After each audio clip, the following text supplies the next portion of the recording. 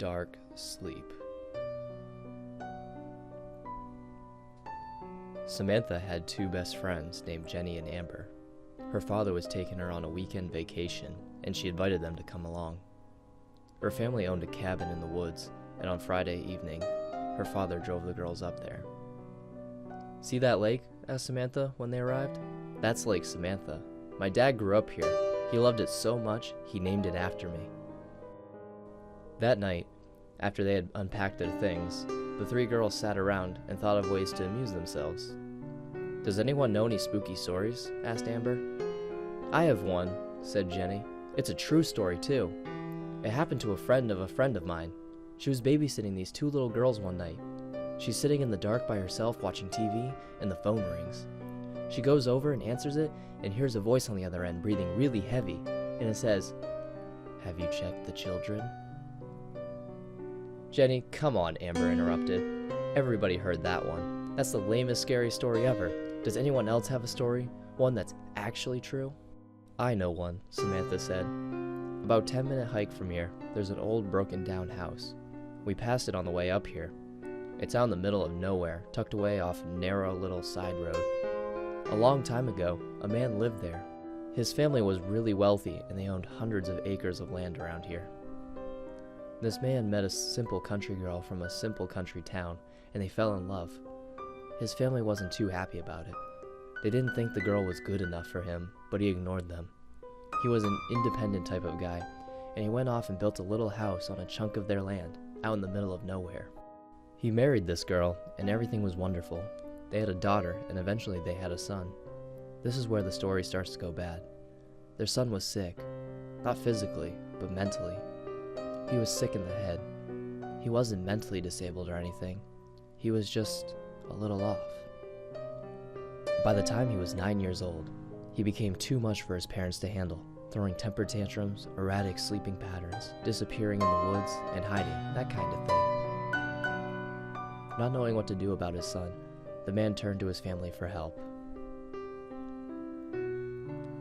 His parents had the boy taken away. They sent him to a place deep in the woods. It wasn't an insane asylum, but it catered to people with special needs. If you know what I mean. His parents thought it was for the best. Over time, the family got used to not having him around. They gradually stopped visiting him. They functioned as if they had never had a son, and everything went back to wonderful again. 8 years later, the boy was about 16 or 17 at this time, managed to escape the hospital. The staff did a search, but he was nowhere to be found. His family was notified and they were devastated. They were worried for his safety. He had been alone in the wilderness for weeks and he was probably dead. But the boy wasn't dead. One night, he found his way back home. He crept into his house, and one by one, he slaughtered his entire family. His father, his mother, his sister, all of them chopped to pieces. With the blood still dripping from his axe, he disappeared into the woods. When the grisly remains of his family were discovered a few days later, the townsfolk in the surrounding area were horrified. The police tried to find the boy, but it was no use. To this day, he was never found. Since then, every year around harvest time, people have started to go missing, and in their place, a corn-husk doll would be left behind. Legend has it the boy still roams the woods around these parts. The surrounding towns have brought into the legend, and they hang dolls by their front door for protection. They say if the boy sees a doll hanging from the door of a house, he will pass that house by and leave the residents in peace. Nobody knows if it's true or not, but there's a doll hanging from the door of every house in town. "That is so creepy," cried Jenny. "Do you have a doll on your door?" "Of course," said Samantha. "My dad says he doesn't believe the legend, but we hung one just in case." "I think I just soiled my underwear," said Amber. Apparently the house is still haunted by the ghosts of his murdered family, and if you go up there late at night, you can hear the whole thing take place all over again. "Do you think we could go up there?" Jenny asked. "Sure," said Samantha, "but tomorrow, during daylight, there's no sense in tempting fate." That night, the girls slept in the same room and huddled together, trying to pretend they weren't frightened by the story and expecting to hear someone tapping at the window at any moment. The next morning, Samantha's father made them all a big breakfast, and they went down to the lake for a swim. Around noon, they decided to make the trip up to the old haunted house. When they got there, the girls sensed an eerie presence in the old, dilapidated place. It was enough to make their skin crawl. They explored the ruins of the old house, peeking into corners and shifting through the rubble.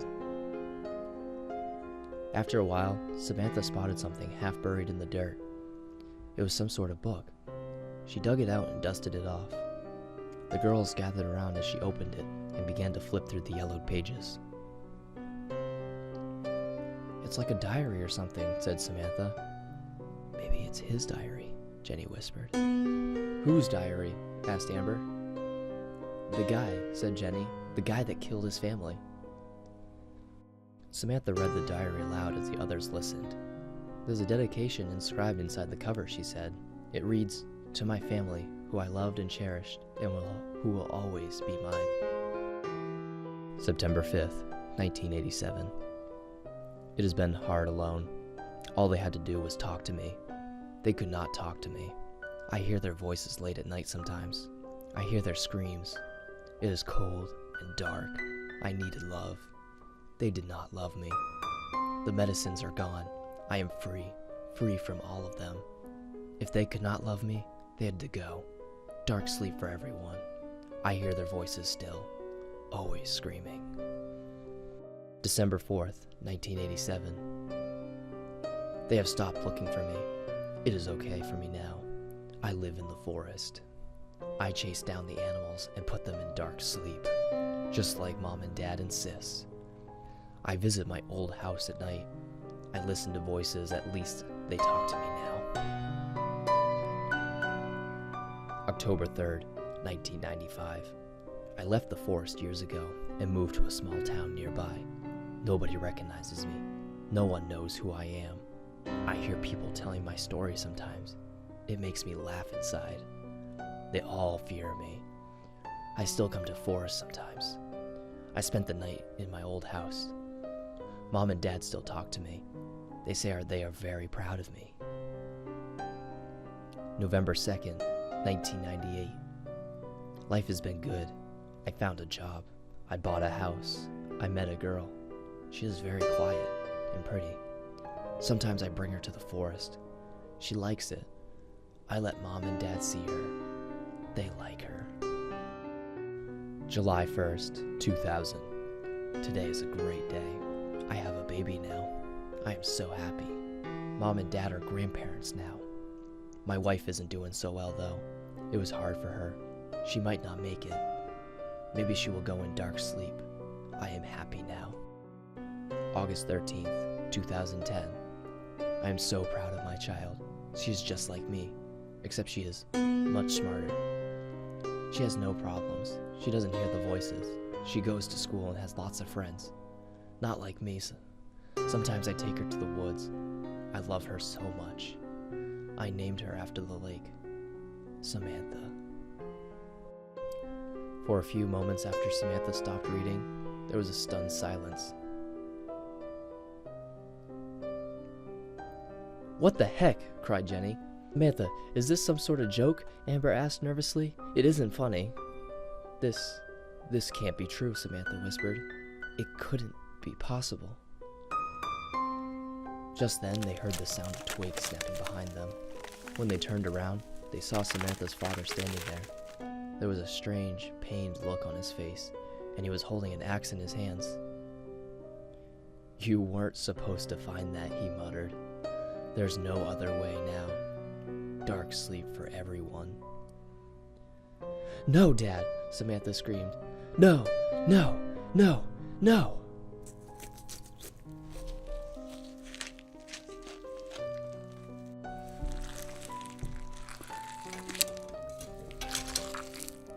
When Samantha's father had finished chopping up the bodies, he put the pieces in large plastic bags and buried them deep in the woods. so deep that no one would ever find them. Now they could be together forever.